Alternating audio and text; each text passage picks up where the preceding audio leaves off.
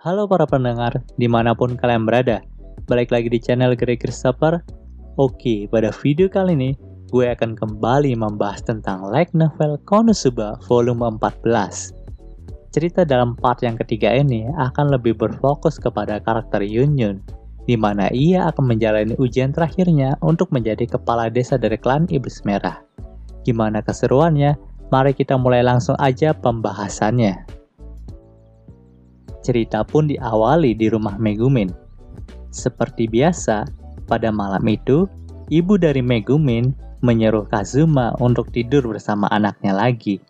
Bahkan di sini, ia sampai-sampai menggunakan sihir sleep kepada anaknya sendiri, lalu menyerahkannya kepada Kazuma. Nampaknya, ibu Megumin masih belum menyerah dalam menjodohkan anaknya itu dengan Kazuma. Megumin dan Kazuma pun tidur bersama, dan di sini lagi-lagi Kazuma menunjukkan sifat kedewasaannya, di mana ia tidak menyentuh Megumin sama sekali. Tapi setelah Megumin bangun dari sihir sleep itu, entah mengapa terjadi obrolan serius di antara mereka yang mengarah kepada perkembangan hubungan cinta antara Kazuma dan Megumin. Bahkan di sini, Megumin sempat memeluk Kazuma dengan erat-erat. Namun, saat hal itu akan berlanjut, lagi-lagi mereka harus terganggu karena ada suara ledakan yang muncul di desa itu. Dan ledakan itu mirip seperti sihir explosion. Tapi karena Megumin tidak menggunakan sihir explosion pada saat itu, jadi kemungkinan besar itu adalah sihir detonasi dari monster legenda yang bernama Moguninin. Tapi pada keesokan harinya, Megumin mengatakan bahwa itu adalah sihir explosion miliknya kepada Satuan Pertahanan Klan Iblis Merah.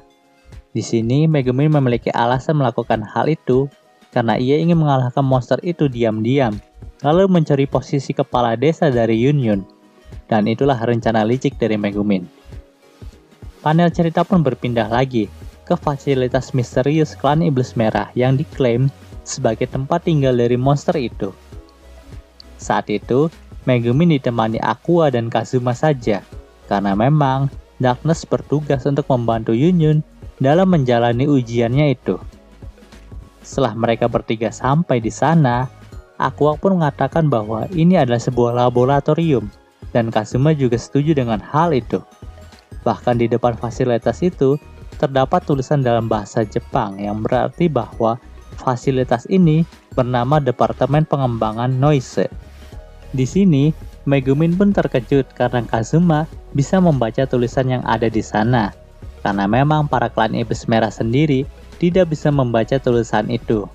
Di sini Megumin juga berkata bahwa Noise adalah sebuah negara maju yang telah membuat klan Iblis Merah. Setelah mendengarkan hal itu, Kazuma pun kembali memiliki firasat bahwa fasilitas ini pasti dibangun oleh pengguna cheat dari Jepang yang gila itu. Di sini, Aqua juga sempat menyinggung tentang pengguna cheat itu. Dan Aqua juga mengira bahwa monster Moguninin itu adalah buatan dari pengguna cheat dari Jepang itu. Mendengarkan hal itu, Kazuma pun menjadi ngegas dan berkata bahwa semua ini adalah salah dari Aqua karena mengirim seseorang yang gila dengan kemampuan cheat ke dalam dunia ini. Namun, Aqua pun tidak kalah ngegas lagi dan langsung menyebut Kazuma dengan sebutan Nid. Tapi pada akhirnya, pertengkaran mereka pun berakhir dengan sendirinya, dan mereka pun pergi memasuki fasilitas itu. Setelah memasuki fasilitas itu, tiba-tiba saja Megumin meminta Kazuma dan Aqua untuk berhenti sejenak. Lalu ia pun berkata bahwa di depan mereka sudah ada perangkap pertama. Ia pun mengatakan hal itu di depan pintu otomatis yang ada di depan fasilitas itu. Di sini nampaknya, para klan Iblis Merah menganggap bahwa pintu otomatis yang biasa terbuka dan tertutup sendiri adalah sebuah jebakan. Bahkan di sini, Megumin sampai menggunakan tongkat sihirnya untuk menjadi penahan pintu itu, agar terus berbuka. Padahal sih, pintu itu kan akan terbuka dan tertutup sendirinya jika ada orang yang memasuki daerah sensornya, dan tidak perlu ditahan lagi gitu. Setelah itu, Megumin pun berkata lagi bahwa Di depan mereka, terdapat tempat yang bisa membuat hembusan angin yang sangat kuat dan bisa menyemprotkan asam yang sangat mematikan. Tapi padahal sih, itu hanyalah shower angin yang digunakan untuk mensterilkan tubuh dari debu sebelum memasuki fasilitas itu. Melihat sikap Megumin yang seperti itu, membuat Aqua ingin tertawa, karena memang semua yang dikatakan oleh Megumin adalah hal konyol. Tapi Kazuma pun menganggap wajar sikap Megumin, karena pastinya orang di dunia ini tidak mengetahui fungsi sebenarnya dari alat-alat tadi. Setelah mereka menelusuri fasilitas itu lebih dalam lagi, ternyata terdapat juga conveyor belt untuk menata mainan, karena memang di samping conveyor belt itu juga terdapat tulisan line produksi dari Girl Game. Melihat kondisi itu, Megumin pun merasa mungkin saja para pendahulu mereka telah dibuat di sini. Selain itu, terdapat juga mesin gacha yang terdapat tulisan hak cipta modifikasi penyihir merah. Dan pada saat itulah, mereka tahu bahwa klan Iblis Merah ternyata tercipta dari mesin gacha. Melihat kenyataan yang aneh itu, membuat Megumin menjadi sedih. Lalu, ia pun mencoba menghapus tulisan hak modifikasi penyihir merah itu, agar para klan Iblis Merah tidak tahu bahwa mereka tercipta dari mesin gacha. Dan pada akhirnya, mereka pun tidak menemukan monster Bakusatsu Majin atau Moguninin itu. Setelah menelusuri fasilitas itu, mereka bertiga pun pulang ke rumah Megumin. Dan sesampainya di rumah, Megumin sempat menanyakan keberadaan ibu mereka kepada Komeko. Dan ternyata, Yui sedang pergi ke dungeon untuk mencari bahan untuk alat sihir yang mereka buat. Jadi, ia tidak mungkin pulang untuk hari ini. Di sini, Komeko juga mengatakan bahwa Darkness sudah pulang. Dan Yun berhasil menyelesaikan ujian pertamanya. Tapi, ia menangis ketika mengantarkan Darkness pulang. Mendengarkan hal itu, Kazuma pun langsung masuk untuk menemui Darkness. Dan ternyata, Darkness sedang duduk termenung sambil menutupi wajahnya itu dengan lutut. Lalu, ia pun berkata bahwa dirinya tidak mau mengikuti ujian klan Iblis Merah lagi. Panel cerita pun berpindah ke ruangan makan di rumah Megumin. Saat itu, Darkness masih syok karena ujian yang ia alami bersama Yun. Di sini Megumin pun mencoba untuk menenangkan Darkness dengan cara mengelus kepalanya. Kazuma pun mencoba menanyakan ujian apa yang Darkness lakukan dengan Yun itu. Mendengarkan hal itu, Darkness pun berkata bahwa ia kira ujian pertama ini akan berhubungan dengan teka-teki. Namun ternyata ujian pertamanya adalah membuat pose perkenalan yang keren. Jadi saat itu, Darkness dan Yun dipaksa untuk membuat pose perkenalan yang keren kepada para penguji sampai mereka puas. Ketika mendengarkan cerita dari Darkness itu, membuat Megumin menyadari bahwa ia adalah orang yang menghancurkan alat teka-teki untuk ujian pertama ini. Jadi, para penguji itu menggantinya dengan model ujian yang lain. Mendengarkan pengakuan dari Megumin, membuat Darkness menjadi kesal dan ingin membunuhnya. Keesokan harinya, ternyata Megumin telah ditangkap lagi oleh Satuan Pertahanan Klan Iblis Merah akibat ledakan yang terjadi saat kemarin. Sementara itu, Aqua lah yang mendampingi ujian kedua Yun pada hari ini. Di sini, Yun pun agak ragu karena pastinya akan terjadi sesuatu yang aneh, mengingat pasangannya kali ini adalah Aqua yang bisa dibilang agak koplak. Tapi apa boleh buat, Darkness masih terkena serangan mental karena ujian kemarin. Jadi Yun pun menerimanya. Akhirnya, mereka berdua pun pergi, sementara Kazuma dan Darkness akan menjemput Megumin di Satuan Pertahanan Klan Iblis Merah. Panel cerita pun berpindah ke karakter Darkness dan Kazuma yang sedang menuju markas dari pertahanan Klan Iblis Merah. Tak disangka, mereka bertemu dengan Mitsurugi. Di sini Kazuma pun langsung menyapa Mitsurugi. Tapi Darkness lupa dengan mama dari Mitsurugi ini, dan hal itu tentu saja membuat Mitsurugi sedikit kecewa. Karena memang Mitsurugi mengira anggota paling waras dari party Kazuma adalah Darkness. Tapi ia salah sangka, karena memang semua orang yang ada di party Kazuma itu adalah orang koplak. Di sini, Mitsurugi pun langsung bertanya kepada Kazuma tentang alasannya ada di desa klan iblis merah ini. Karena memang level monster yang ada di sini tidak mungkin bisa dikalahkan oleh Kazuma. Mendengarkan hal itu, Kazuma pun berkata bahwa dirinya sedang membantu teman untuk menjalani ujian sebagai kepala desa dari klan iblis merah ini. Dan di sini Kazuma juga balik menanyakan hal yang sama kepada Mitsurugi. Mendengarkan hal itu, Mitsurugi juga berkata bahwa dirinya sedang mencari pusaka sucinya yang kabur. Ini mungkin gila, tapi pusaka suci itu berbentuk armor yang memiliki kesadaran sendiri. Di sini, Mitsurugi juga menceritakan bahwa ia mendapatkan pusaka suci itu dari Dewi Eris melalui mimpinya. Namun belakangan ini, pusaka suci itu pun berkata bahwa ia tidak betah dengan Mitsurugi karena ia terlalu mengandalkan kekuatan dari pedang geramnya saja.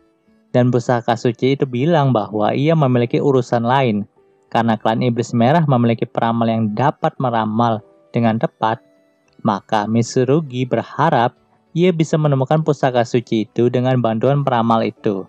Mitsurugi juga berkata bahwa kata peramal itu, pusaka suci yang ia miliki sedang berada di desa klan iblis merah ini dan mencabuli anak gadis pemilik dari penginapan. Mendengar cerita itu membuat Kazuma menjadi terdiam karena memang ia mengetahui bahwa pusaka suci itu adalah Aegis dan gadis yang dimaksud adalah Nerimaki. Di sini, Mitsurugi juga berkata bahwa sebaiknya Kazuma tidak kembali ke kota Axel terlebih dahulu karena memang Raja Iblis sedang mengejar kota Axel dan hal itu dikarenakan hampir semua jenderalnya telah gugur di tangan partai Kazuma. Jadi pada intinya Kazuma sedang dalam bahaya. Sebelum pergi, Mitsurugi juga menitipkan pesan kepada Aqua. Setelah itu, Kazuma pun berniat untuk kembali menjemput Megumin di markas Satuan Pertahanan Klan Iblis Merah. Namun tiba-tiba saja, Darkness berkata bahwa dirinya ingin berkencan dengan Kazuma sekarang, seperti yang mereka lakukan di Arkan Retia. Tak disangka, Kazuma pun setuju dengan rencana itu. Jadi pada akhirnya, Kazuma dan Darkness pun pergi berkencan pada hari itu. Saat itu, Darkness dan Kazuma pun berkeliling desa, dan tak disangka cuaca di desa klan iblis merah itu pun sangatlah indah. Itu mungkin karena para klan iblis merah ini menggunakan sihir pengendali cuaca milik mereka untuk selalu membuat cuaca di desa itu sangat cerah. Dan lagi-lagi, Kazuma pun berpikir bahwa para klan iblis merah ini telah menyia-nyiakan kemampuan mereka. Tapi terlepas dari itu semua, cuaca cerah itu sangat mendukung suasana kencan dari Darkness dan Kazuma. Di sini, mereka pun berbicara banyak hal, mulai dari alasan Darkness sangat jatuh cinta kepada Kazuma, dan sampai mengapa hanya Darkness dan Megumin saja yang jatuh cinta kepada Kazuma. Yaps, alasannya adalah karena mereka bertiga sama-sama orang aneh. Tapi yang paling membuat Darkness sampai jatuh cinta kepada Kazuma yaitu karena Kazuma telah menyelamatkan hidupnya dari genggaman Alderp. Perbincangan di antara Kazuma dan Darkness pun terus berlanjut, sampai-sampai mereka lupa harus menjemput Megumin di markas pertahanan klan Iblis Merah.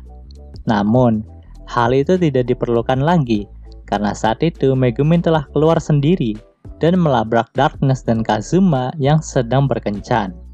Di sini, Megumin pun sempat cemburu kepada Darkness. Namun pada akhirnya, ia pun mengatakan bahwa jika mereka ingin berkencan, mereka harus melakukannya bertiga. Dan pada saat itu juga, masa kepopuleran dari Kazuma kembali, di mana ia berkencan dengan Darkness dan Megumin secara sekaligus. Awalnya, kencan itu berjalan dengan mulus di mana mereka melakukan kencan di sebuah restoran di desa klan Iblis Merah. Namun, kencan itu mulai rusak ketika Megumin marah karena dirinya telah diejek oleh warga klan Iblis Merah karena Megumin selalu membuat masalah dengan sihir explosion-nya itu. dan berakhir ditahan oleh satuan pertahanan klan Iblis Merah. Bahkan Megumin pun punya julukan baru, yaitu penyihir merah yang konyol. Tentu saja, Megumin pun menjadi marah karena semua ejekan yang dilontarkan kepada dirinya itu. Dan terjadi perkelahian di antara mereka. Lalu pada akhirnya, Megumin, Darkness, dan Kazuma pun terusir dari restoran itu. Saat itu, mereka bertiga pun memutuskan untuk pulang ke rumah Megumin. Sesampainya di rumah, ternyata Aqua juga sudah pulang dari ujiannya bersama Yunyun.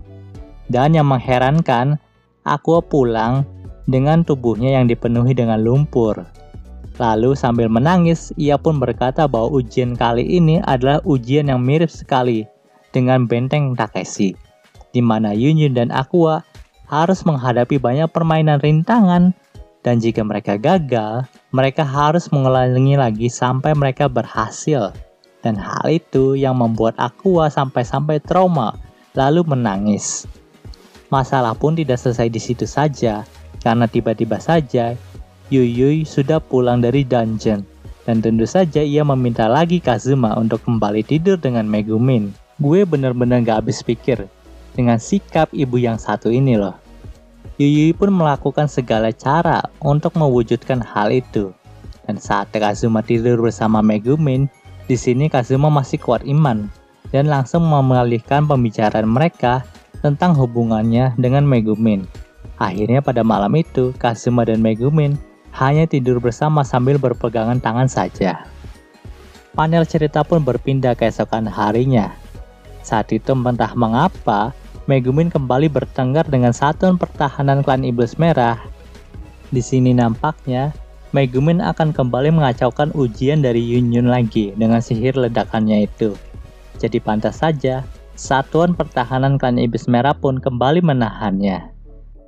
Sementara itu, Aqua, Darkness, dan Kazuma pun sedang memperdebatkan tentang siapa yang akan mendampingi Yunyun dalam ujian terakhirnya ini. Jika dilihat dari urutannya, maka Kazuma lah yang seharusnya mendampingi Yunyun dalam ujian terakhirnya ini.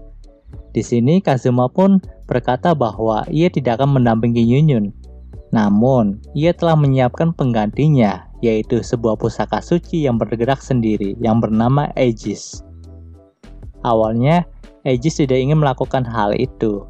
Tapi, karena perkataan tulus dari Yunyun, akhirnya Aegis pun siap untuk membantunya pada ujian terakhirnya ini, yaitu bermalam di hutan yang berbahaya klan Iblis Merah yang dipenuhi oleh monster-monster kuat.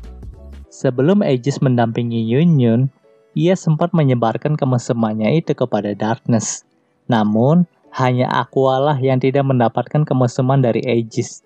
Di sini entah kenapa Aegis merasa Aqua bukanlah perempuan, bahkan Aegis mengira Aqua adalah laki-laki, dan tentu saja Aqua langsung menendang armor sinting itu.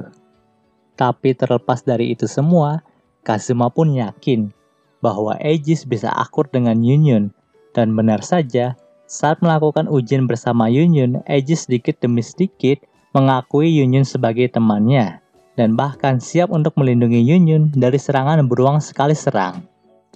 Dan cerita di part ini pun berakhir. Oke, mungkin segitu dulu pembahasan light novelnya kali ini. Jika kalian suka video ini, jangan lupa untuk like, komen, dan juga subscribe ya. Dan juga share, agar gue lebih semangat lagi dalam membuat video dalam channel ini.